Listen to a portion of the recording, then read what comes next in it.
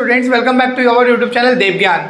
ठीक है, आप लोगों को इनकम फ्रॉम हाउस प्रॉपर्टी पढ़ा रहे थे, जिसमें बहुत सारी चीज़ों को बताए हैं, जैसे कि actually income from house property होता क्या है, उसके साथ साथ इनकम फ्रॉम हाउस प्रॉपर्टी को फुलफिल करने के लिए कुछ बेसिक कंडीशंस क्या क्या होता है, उसके साथ साथ हाउस प्रॉपर्टी कितने तरीके के टाइप्स के होते हैं, ये सारा चीज़ बता चुके आपको फर्स्ट वीडियो में। नेक्स्ट सेकंड वीडियो बनाए थे जहाँ पे आप लोगों को बताए थे कि कैसे आप लोग इनकम फ्रॉम हाउस प्रॉपर्टी निकाल सकते हो, और फॉर्मेट बताए हैं, जिस फॉर्मेट में आप लोगों को ग्रॉस एनुअल वैल्यू, ठीक है, और उसके साथ साथ कैसे आप लोग उसमें municipal tax paid by the owner minus करके नेट एनुअल वैल्यू निकालोगे, इसी के साथ साथ डिडक्शन सेक्शन 24 में सब माइनस करके कैसे इनकम फ्रॉम हाउस प्रॉपर्टी निकालते हो, ये सारा कॉन्सेप्ट आप लोगों को बता चुके थे प्रीवियस वीडियोस। आप लोग यदि नहीं देखे हो तो आप लोगों को थोड़ा सा दिक्कत होगा, आप लोग क्या करो, पहले डिस्क्रिप्शन में जाकर के प्रीवियस वीडियोस को जाकर के अच्छे से देख लो, ताकि क्या हो जाए, आपको पूरा concept income from house property से रिलेटेड क्लियर हो जाए। ठीक है, तो आज के वीडियो में बताएंगे, एक्चुअली में हम आप लोगों को बताए थे इससे पहले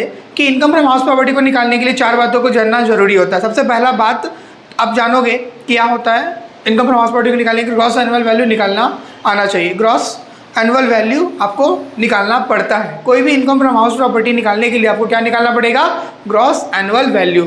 और इस ग्रॉस एनुअल वैल्यू का कैलकुलेशन करना आना चाहिए आपको। तो ग्रॉस एनुअल वैल्यू को निकालने के लिए हम लोग को क्या निकालना पड़ेगा, सबसे पहले gross annual value. Gross annual value, तो इस ग्रॉस एनुअल वैल्यू को निकालने के लिए आप लोगों को 4 बात बताए थे, 4 चीज़ों को याद रखना पड़ेगा। एक्चुअली में 4 चीज़ों को याद रखना पड़ेगा। 4 चीज़ में हम आप लोगों को बताए थे प्रीवियस वीडियो में, क्या था, एक था म्यूनिसिपल वैल्यू बताए थे, याद करो आप लोग, और नहीं प्रीवियस वीडियो आप लोग देख लो थोड़ा सा। एक था आपका म्यूनिसिपल वैल्यू, ठीक है। दूसरा था आप लोगों का फेयर रेंटल वैल्यू, ये फेयर रेंटल वैल्यू। तीसरा था आपका स्टैंडर्ड रेंट। नेक्स्ट था आपका 4 नंबर एनुअल रेंट। तो इस तरीके से आप लोगों को ये 4 बातें, municipal value, fair rental value, standard rent, annual rent, और इसी के साथ साथ कुछ एक बात और आपको याद रखना पड़ेगा। एक होता है अनरियलाइज्ड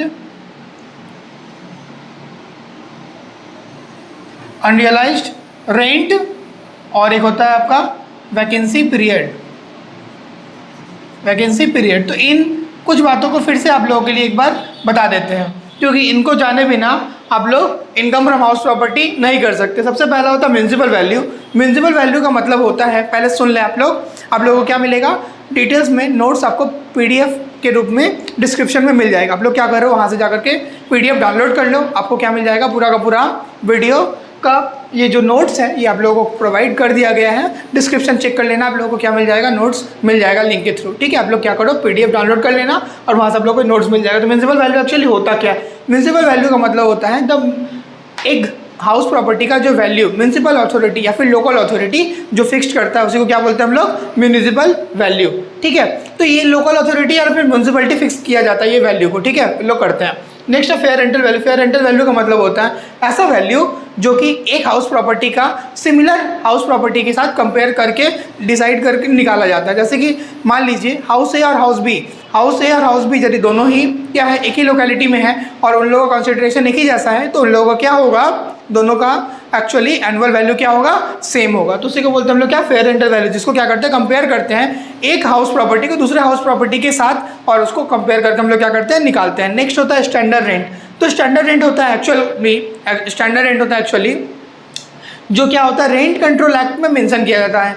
तो standard rent is a type of rent that is mentioned in the rent control act. Any kind of dispute यदि लैंडलॉर्ड और टेनेंट के बीच में अराइज होता है ना, तो वहाँ पे स्टैंडर्ड रेट को अप्लाई किया जाता है, जिससे क्या किया जा सके, प्रॉब्लम को सॉल्व किया जाए टेनेंट और लैंडलॉर्ड के बीच का। नेक्स्ट होता है एनुअल रेंट का मतलब होता है 1 साल का रेंट जो भी मिलता है 1 साल में, उसको हम लोग क्या करते हैं, एनुअल रेंट बोलते हैं। ठीक है, नेक्स्ट एनुअल रेंट समझ में आ गया। एनुअल रेंट को आप एक्चुअल रेंट नहीं बोल सकते। एक्चुअल रेंट कैसे निकलता है हम लोग देखेंगे, इन 2 बातों को ध्यान रखना है, अनरियलाइज्ड रेंट और वैकेंसी पीरियड। अनरियलाइज्ड रेंट का मतलब होता है ऐसा रेंट जो कि हम लोगों को नहीं मिलता है, जो कि क्या होगा, नहीं मिलेगा। जैसे कि मान लीजिए आपके घर में हम लोग क्या करेंगे, एग्जाम्पल के रूप में करेंगे इसको, अनरियलाइज्ड रेंट का मतलब होता है ऐसा रेंट जो क्या करोगे, घर में टेनेंट रहने के बावजूद भी आपको क्या मिलेगा, उससे पैसा नहीं मिलेगा। ठीक है, उससे क्या मिलेगा, पैसा नहीं मिलेगा। मान लीजिए 12 महीने आपके पास टेनेंट आपके घर में रह रहा है, ठीक है, और वो 1 महीने का रेंट क्या किया है, पे नहीं किया, तो उसको हम लोग क्या बोलते हैं, अनरियलाइज्ड रेंट। तो 12 महीना में 11 महीने का रेंट मिला है, तो आप 11 महीने का रेंट को ही क्या करोगे, मानोगे एक्चुअल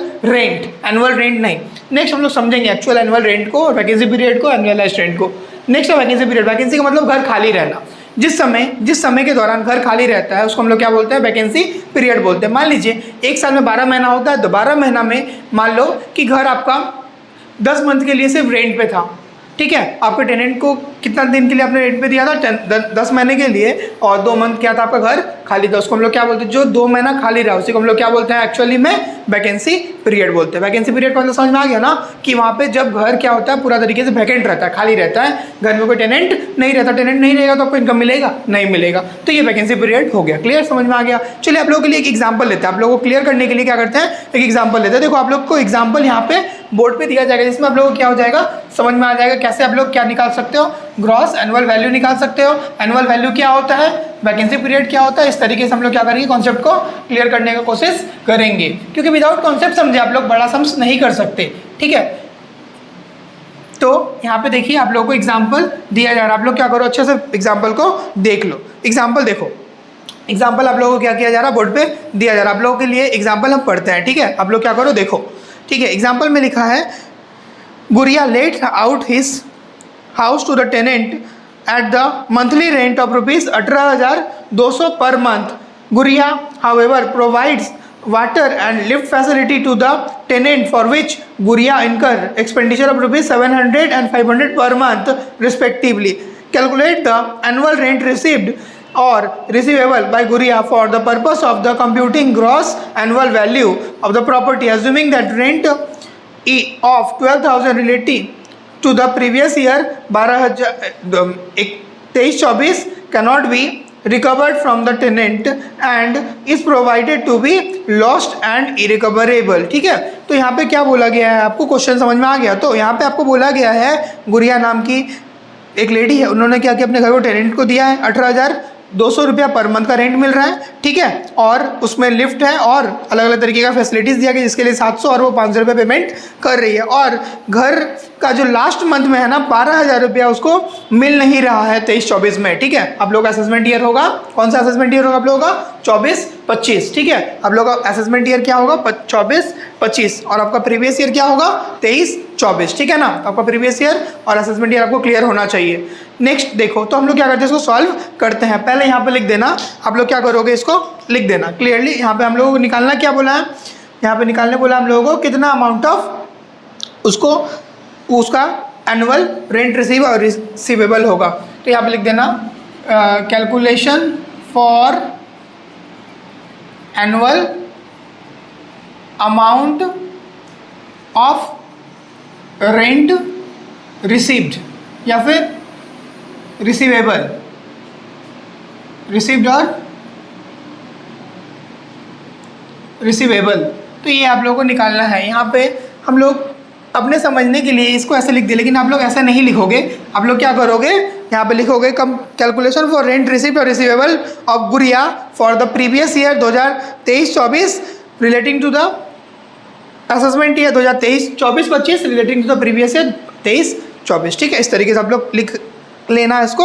अब देखो फॉर्मेट लिखते हैं हम लोग यहाँ पे, ये जस्ट एग्जाम्पल है, तो आप लोगों को ज़्यादा ये एग्जाम्पल सब कभी आता नहीं है एग्जाम पर्पज़ के लिए, बट आप लोगों को समझने के लिए थोड़ा सा बता दिया जा रहा है। ठीक है, तो एग्जाम्पल 1 में हम लोगों को यहाँ पे लिखना था calculation for annual amount of rent received और रिसीवेबल। ठीक है, तो ये कर लिए, हम लोग लिखेंगे calculation for annual rent received और receivable of miss Gudiya for the assessment year 2024-25 relating to the previous year 23-24। ठीक है, इस तरीके से आप लोग लिख दोगे। लिख करके इसके बाद कैलकुलेशन करना सीखोगे। देखो यहाँ पे लिख देना, ये लिखे हैं क्यों, क्योंकि आप लोगों को पता चल जाए क्या निकाल रहे हैं हम लोग। ठीक है, यहाँ पे एक फॉर्मेट खींच लो, फॉर्मेट में इस तरीके से आप लोग पर्टिकुलर्स और एक अमाउंट कॉलम बना लो। ठीक है, पर्टिकुलर्स और एक अमाउंट कॉलम बना लो।